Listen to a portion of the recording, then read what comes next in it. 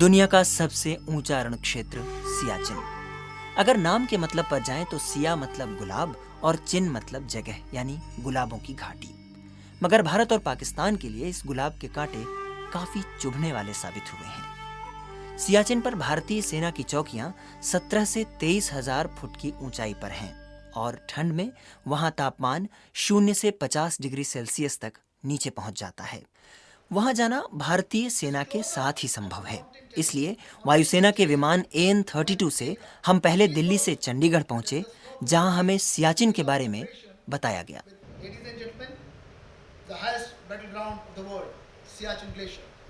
जब बर्फ बहुत ज्यादा गिर जाती है पहाड़ी इलाकों में और जब आप फ्लाइंग करते हैं उस बर्फ के ऊपर तो ऐसा प्रतीत होता है मानो जो बर्फ है और जो आसमान है वो एक सा हो गया।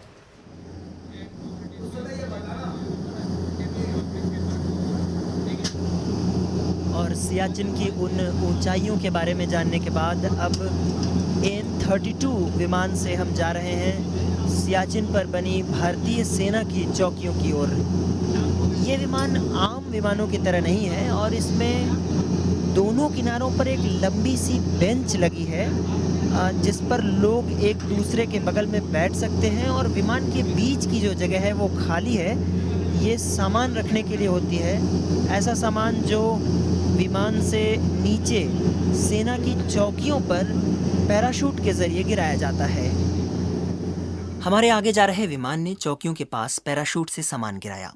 चौकियों के पास जिन जगहों पर यह सामान गिराया जाता है उन्हें सेना की भाषा में ड्रॉपिंग जोन कहा जाता है, यानी सामान गिराने का क्षेत्र।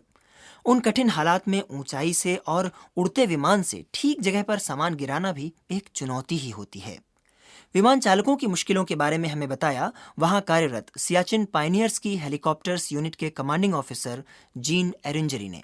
पहला तो है ये ऊंचाई के कारण जो है ऑक्सीजन की कमी के कारण सांस चढ़ता है, तो बात करना भी काफी मुश्किल रहता है, लेकिन फ्लाइंग के दौरान आपस में बात तो करना ही करना है। दूसरा जो मेजर प्रॉब्लम है वो है हमारा जो जहाज है ये फुली एयरटाइट तो है नहीं, तो अपना ये जो विंटर क्लोथिंग जो हम पहनते हैं उसके बावजूद काफी ठंड लगती है अंदर, और खास तौर पे जो पैर और जो हाथ जो है उंगली जो है वो एकदम ठंड के कारण नम सा हो जाता है।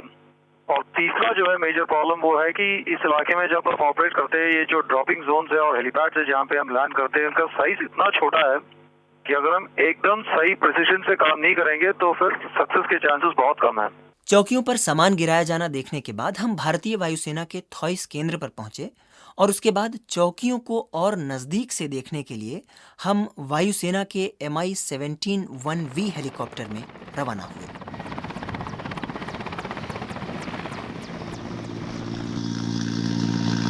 और अब हम उन चौकियों के ऊपर से गुजर रहे हैं।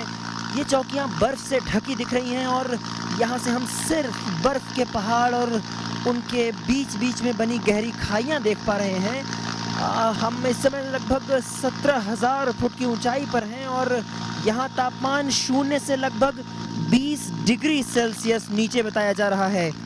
पीछे से खुले इस हेलीकॉप्टर से ठंडी हवा अंदर तक आ रही है और कई तहों में कपड़े पहने होने के बावजूद ठंड का पूरा एहसास।